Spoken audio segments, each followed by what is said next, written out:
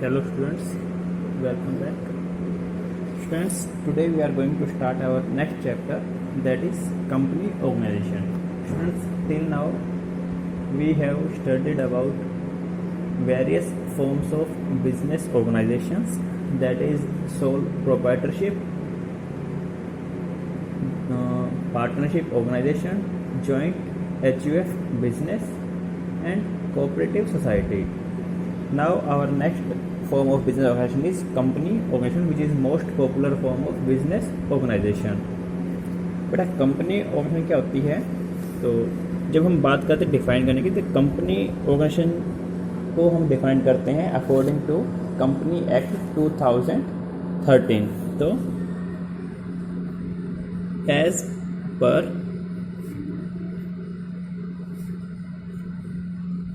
Company act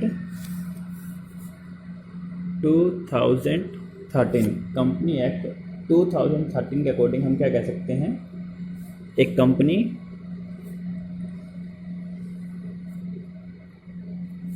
can be defined, एक company can be defined as an artificial person, as an artificial person having a separate legal entity.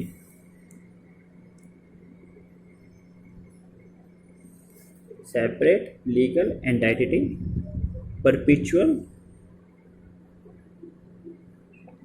perpetual succession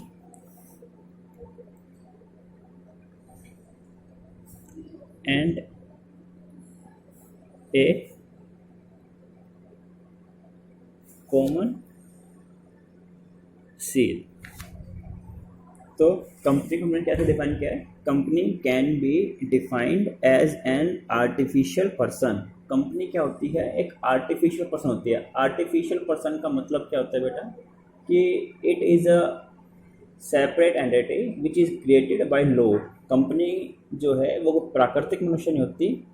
ये इसको हम person बोलते हैं. क्यों बोलते हैं? कोई भी कंपनी अपने खुद के नाम से लोगों से व्यवहार कर सकती है, अपने नाम संपत्ति कर सकती है. ये आर्टिफिशियल है, कृत्रिम. इसका नाम, इसका निर्माण कानून के द्वारा होता है. ये कोई, इसके अंदर कोई आत्मा नहीं होती. इसके अंदर हम कह सकते हैं कि इसके अंदर किसी प्रकार की सांस नहीं रह सकती, मगर फिर भी अपने आप में ये एक, जैसे जो आम आदमी जो लीगल काम कर सकते हैं, वही वो लीगल एक्टिविटीज़ ये कंपनी भी अपने लेवल पर परफॉर्म कर सकती है. तो इसमें क्या कहते हैं? Company can be defined as an artificial person. Company एक कृत्रिम प्राणी है जिसकी अपनी एक अलग कानूनी पहचान होती है. सेपरेट लीगल एंटिटी, अपने एक अलग कानूनी अस्तित्व होता है, स्वतंत्र अस्तित्व होता है. एक कानून की दृष्टि में इसकी एक अलग पहचान होती है. परपिचुअल सक्सेशन कहता है एक कंपनी जो है वो कभी भी अपने आप बंद नहीं हो सकती, अपने आप ख़त्म नहीं हो सकती जब तक कानूनी तरीके से उस कंपनी का बंद ना किया जाए. कंपनी हमेशा चलती रहती है. इसके बारे में कहा जाता है कि सदस्य मेंबर आते रहते हैं, मेंबर आते रहते हैं, मगर कंपनी हमेशा चलती रहती है. तो कंपनी क्या है? एक परपिचुअल सक्सेशन का मतलब क्या होता है कि कंपनी लगातार सतत रूप से चलती रहती है. इसका कभी भी समापन नहीं होता जब तक कानूनी तरीके से कंपनी को बंद ना किया जाए. एंड ए कॉमन सील का कहता है कंपनी की एक मुद्रा होती है. कंपनी कोई भी बिजनेस डील करती है तो उस पर कंपनी की एक मोहर लगती है, स्टैंप लगती है, जिसे हम क्या बोलते हैं? Common seal.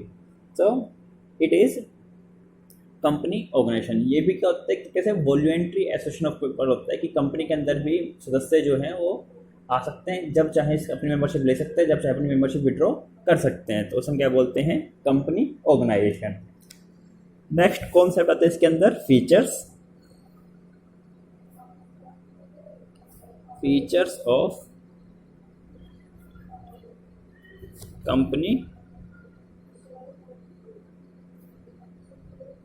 Organisation. What are the main features of company organisation? एक कंपनी के मेन फीचर्स क्या हैं? मेन कैरेक्टरिस्टिक्स कौन कौन सी होती है? तो सबसे पहले इसको हम बोलते हैं आर्टिफिशियल पर्सन.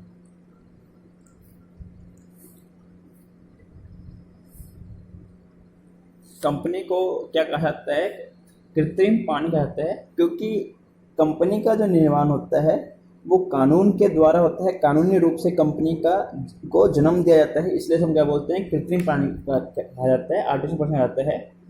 कंपनी के अंदर खुद की कोई अपने आप में कोई कहते हैं कंपनी का कोई शारीरिक आकार नहीं होता, कंपनी के अंदर कोई आत्मा नहीं होती, ना ही कंपनी के अंदर कोई चेतना होती है। दैट मीन कंपनी कोई सांस नहीं ले सकती, खाना नहीं खा सकती, दौड़ नहीं सकती, बात नहीं कर सकती, मगर कंपनी जो है एक मतलब प्राकृतिक इंसान की तरह है। किसी भी प्राकृतिक इंसान की तरह कंपनी अपने नाम से किसी भी संपत्ति को क्रय कर सकती है, खरीद सकती है, अपने नाम से कोई संपत्ति रख सकती है, लोगों को उधार माल बेच सकती है, उधार पैसा ले सकती है, और किसी भी कॉन्ट्रैक्ट के अंदर एंटर कर सकती है। लोग उसके ऊपर भी केस कर सकते हैं, ये भी लोगों के ऊपर कोई केस कर सकती है। इस वजह से कंपनी को हम क्या कहते हैं, artificial person. Second one is separate legal entity. Separate legal entity या separate legal entity, that mean कि एक टर्म होते हैं कंपनी के अंदर इनकॉर्पोरेशन, यानी कि किसी भी कंपनी का जो रजिस्ट्रेशन होता है, रजिस्ट्रेशन को हम क्या बोलते हैं, इनकॉर्पोरेशन। तो किसी भी कंपनी के इनकॉर्पोरेशन के बाद कंपनी जो है वो कानून की दृष्टि में अपना एक अलग अस्तित्व रखती है, अलग सेपरेट एग्जिस्टेंस करता है। जो इसके ओनर्स होते हैं, कंपनी के जो प्रमोटर्स हैं, शेयर होल्डर्स हैं, उनसे कंपनी को अलग माना जाता है। कंपनी अलग होती है, उसके प्रमोटर्स जो होते हैं वो अलग माने जाते हैं। दैट मीन कि मालिकों का जो निजी नुकसान है, निजी संपत्ति है, उसे कंपनी की या निजी संपत्ति से हम अलग मानते हैं। कंपनी अपने आप में एक अलग इकाई होती है जिसका अस्तित्व अपने मालिकों से बिल्कुल पृथक होता है, बिल्कुल अलग होता है। Next one, formation.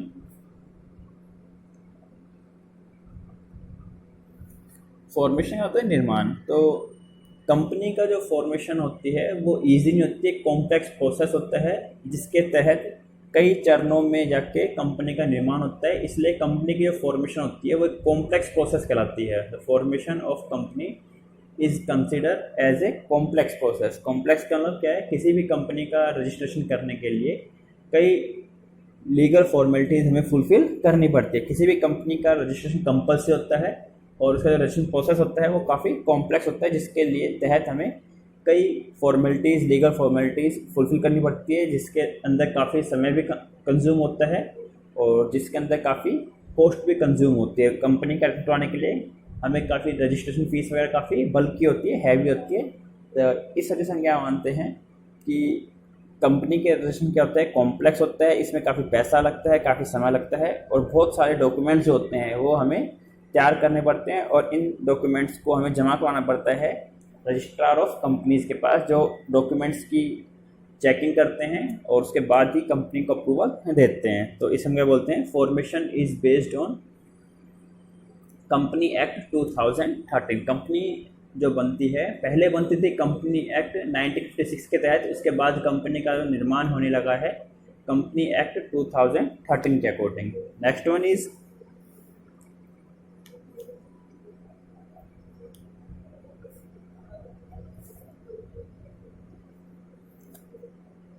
Perpetual succession.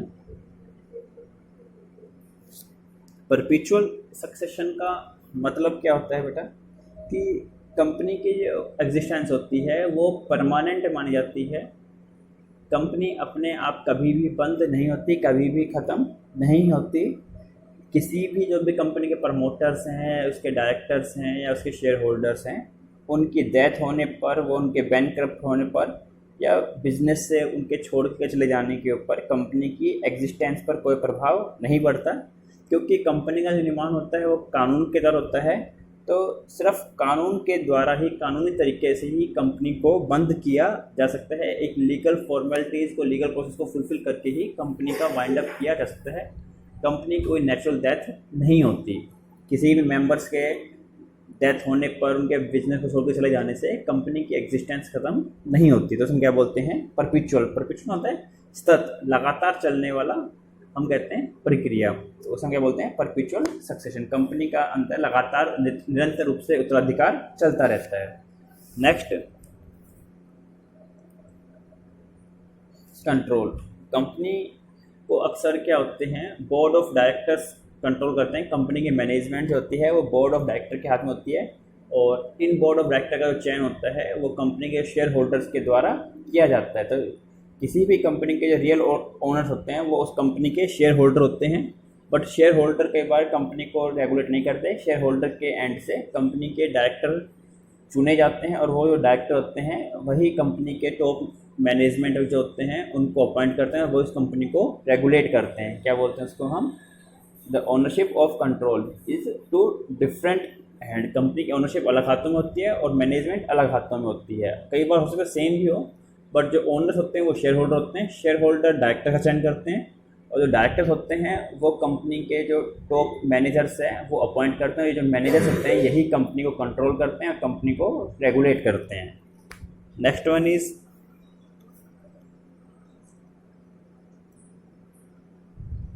Liability. Company के अंदर जो भी लायबिलिटी होती है वो क्या होती है, लिमिटेड होती है। कंपनी के अंदर जो डायरेक्टर्स होते हैं या जो भी शेयर होल्डर्स होते हैं या जो भी कंपनी के ओनर्स हैं उन सभी की लायबिलिटीज क्या होती है, लिमिट होती है। लिमिटेड भी बेटा यूजुअली दो तरीके से होती है कंपनी के, एक होती है लिमिटेड बाय कैपिटल, एक होता है limited by guarantee. Limited by capital का मतलब होता है कि कंपनी में जिस भी शेयर होल्डर ने जितनी पूंजी लगाई हुई है, नुकसान होने की सूरत में मैक्सिमम वहीं तक ही उससे रिकवर किया जा सकता है। उससे एडिशनल अमाउंट जो भी कंपनी के शेयर होल्डर्स हैं या ओनर्स हैं उनसे हम रिकवर नहीं कर सकते। लिमिटेड बाय गारंटी का मतलब होता है, मान लीजिए कोई कैपिटल शेयर होल्डर है, उसने बिजनेस में कैपिटल लगा रखी है 1 लाख रुपए की, और उसने गारंटी ली हुई है मान लो 5 लाख रुपए की, तो नुकसान होने की सूरत में 5 लाख रुपए तक उससे रिकवर किए जा सकते हैं। तो उसमें क्या बोलते हैं, लायबिलिटी। कंपनी के अंदर जो भी शेयर होल्डर होते हैं उनकी लायबिलिटी क्या होती है, लिमिटेड होती है। वो लायबिलिटी लिमिटेड बाई कैपिटल भी हो सकती है और बाई गारंटी भी हो सकती है। यूजुअली जो शेयर होल्डर की लायबिलिटी होती है वो लिमिट होती है up to their capital. Okay बेटा, next one is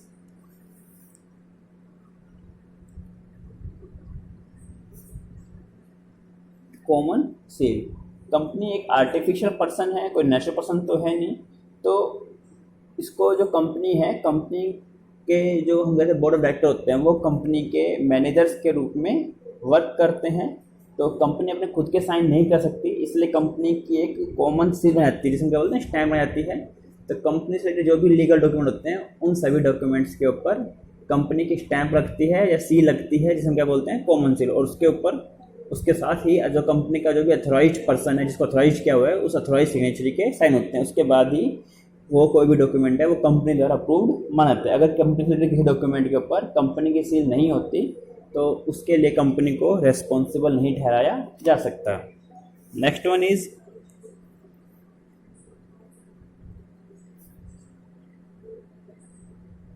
risk bearing. Company के अंदर नुकसान होने की सूरत में जो भी नुकसान होता है वो किसी एक व्यक्ति को सहन नहीं करना पड़ता है, बल्कि जितने भी कंपनी के शेयर होल्डर्स हैं नुकसान होने की सूरत में वो नुकसान सभी शेयर होल्डर्स में डिवाइड हो जाता है। तो उसमें क्या बोलते हैं कि डिवीज़न ऑफ रिस्क। कंपनी में जो भी नुकसान होने की सूरत में सारा भार एक ही व्यक्ति को नहीं उठाना पड़ता, वो नुकसान जितने भी कंपनी के अंदर शेयर होल्डर्स हैं उन सभी शेयर होल्डर्स में उनकी कैपिटल के अकॉर्डिंग वो रिस्क डिवाइड हो जाता है। उसमें क्या बोलते हैं, डिवीज़न ऑफ रिस्क। और नेक्स्ट होता है इसके अंदर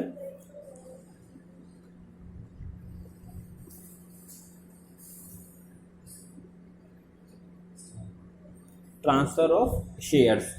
ट्रांसफ़र ऑफ शेयर का क्या होता है कि कंपनी ऑर्गेनाइजेशन के अंदर जो भी हम कहते हैं शेयर होल्डर्स होते हैं उनके पास अधिकार होता है कि वो चाहें तो अपने जो भी शेयर्स हैं, अपने उनके जो भी कंपनी के अंदर जितना भी हिस्सा है वो किसी को भी ट्रांसफ़र कर सकते हैं। वो ओपन मार्केट में भी ट्रांसफ़र कर सकते हैं, किसी व्यक्ति को भी ट्रांसफ़र कर सकते हैं। बेटा कंपनी भी वैसे दो तरह की होती है, एक पब्लिक कंपनी और एक प्राइवेट कंपनी, जिनके बारे में आगे हम डिटेल से पढ़ेंगे। तो प्राइवेट कंपनी में अगर कोई भी शेयर होल्डर है उसको अपने शेयर ट्रांसफ़र करने से पहले जो दूसरे शेयर होल्डर्स हैं उनसे परमिशन लेनी पड़ती है। और पब्लिक कंपनी के अंदर कोई भी व्यक्ति जब चाहे ओपन मार्केट के अंदर जब उसकी मर्जी किसी को भी अपने शेयर्स बेच सकता है, ट्रांसफ़र कर सकता है। तो that is transferability of ownership, transferability of shares. Company organisation के अंदर जो भी मेंबर्स होते हैं वो फ्री होते हैं जब चाहें अपनी मेंबरशिप, अपनी शेयर, अपनी ओनरशिप किसी भी दूसरे व्यक्ति को या ओपन मार्केट के अंदर सेल आउट कर सकते हैं, that is transfer of share. So students, these are main features of company organisation, that is artificial person. Company एक कृत्रिम प्राणी है जिसका निर्माण कानून के द्वारा कानूनी तरीके से होता है। तो इसमें कोई आत्मा नहीं होती, ना सांस सकती, ना खा सकती, मगर एक कानून आम आदमी की तरह अपने नाम से कोई भी संपत्ति परचेज कर सकती है, दूसरे लोग इस पर केस कर सकते हैं और ये भी दूसरे लोगों के ऊपर केस कर सकती है। इसकी एक सेपरेट लीगल एंटिटी होती है जिसको कानून के द्वारा मान्यता दी जाती है। कानून के दृष्टिकोण में कंपनी का अस्तित्व अपने मालिकों से बिल्कुल अलग होता है। कंपनी की जो फॉर्मेशन होती है वो कंपनी एक्ट 2013 के अकॉर्डिंग होती है। इसका जो रजिस्ट्रेशन प्रोसेस होता है थोड़ा कॉम्प्लेक्स होता है, जिसमें काफ़ी टाइम लगता है और काफ़ी पैसा खर्च होता है। इसके लिए हमें काफ़ी सारे डॉक्यूमेंट्स तैयार करने पड़ते हैं और वो डॉक्यूमेंट्स रजिस्ट्रार ऑफ कंपनी के अंदर डिपॉजिट करवाने होते हैं। क्या बोलते हैं उसको हम? Formation. Next one is perpetual succession. Company की कोई नेचुरल डेथ नहीं होती। कंपनी के अंदर हम सपोज करेंगे कि इसके मैक्सिमम शेयर होल्डर की भी डेथ हो जाए तो भी कंपनी अपनी निरंतर गति से चलती रहती है, क्योंकि कंपनी का निर्माण कानूनी तरीके से किया जाता है। तो कंपनी का समापन भी सिर्फ कानूनी तरीके से ही किया जा सकता है। अपने आप अपनी कोई नेचुरल डेथ कंपनी की नहीं होती। इसके बाद हम कहते हैं इसके अंदर परपेचुअल कंट्रोल। कंपनी के अंदर जो भी कंट्रोल होता है वो शेयर होल्डर से अलग होता है। शेयर होल्डर कंपनी के मालिक होते हैं वास्तविक, मगर कंपनी को जो नियंत्रण करते हैं वो कौन करते हैं? कंपनी के डायरेक्टर्स। शेयर होल्डर जो होते हैं वो कंपनी के बोर्ड ऑफ डायरेक्टर चुनते हैं और ये डायरेक्टर होते हैं ये कंपनी के जो भी टॉप मैनेजर्स हैं उनका नियुक्त करते हैं। और ये टॉप मैनेजर जो होते हैं वही कंपनी को डायरेक्टर के सपोर्ट से ये टॉप मैनेजर्स ही कंपनी को रेगुलेट करते हैं। क्या बोलते हैं इसको हम? कंट्रोल बाय डायरेक्टर्स और managers. Next one is liability. Company organisation के अंदर जो भी शेयर होल्डर होते हैं उनकी लायबिलिटी लिमिट होती है up to their capital invested in the company in the business. Next one common seal. Company की एक कॉमन सील होती है जिसमें क्या बोलते हैं? कंपनी की स्टैंप होती है। कंपनी से जो भी डॉक्यूमेंट होते हैं उनके ऊपर कंपनी की स्टैंप लगती है और उसके ऊपर कंपनी के द्वारा ही एक अथॉराइज्ड सिग्नेचर के साइन होते हैं। अगर कंपनी से किसी डॉक्यूमेंट के ऊपर कंपनी के स्टैंप नहीं होती, कॉमन सील नहीं होती, तो उस डॉक्यूमेंट को कंपनी से रिलेटेड वैलिड नहीं माना जा सकता। Next one risk bearing. Company के अंदर नुकसान होने के साथ सारा नुकसान एक व्यक्ति को सहन नहीं करना पड़ता, बल्कि कंपनी के अंदर जितने भी शेयर होल्डर्स हैं उन सभी शेयर होल्डर्स में टोटल जो रिस्क होता है वो या टोटल लॉस है वो डिवाइड हो जाता है। And last one is transfer of shares. Company organisation के अंदर कोई भी शेयर होल्डर जब चाहे ओपन मार्केट में किसी भी दूसरे व्यक्ति को अपने शेयर सेल आउट कर सकता है। प्राइवेट कंपनी के केस में उसे अपने जो दूसरे शेयर होल्डर है, जो मेजर प्रमोटर्स हैं, उनके परमिशन लेनी होती है। और पब्लिक केस कंपनी केस में किसी भी परमिशन लेने की आवश्यकता नहीं होती, जब चाहे हम अपने शेयर से सेल आउट कर सकते हैं। ओके स्टूडेंट्स, तो these are general features of company organisation and in the next video we will discuss about importance and merits of company and limitations of company. Beside this, we will also discuss about various types of companies. Till then, goodbye.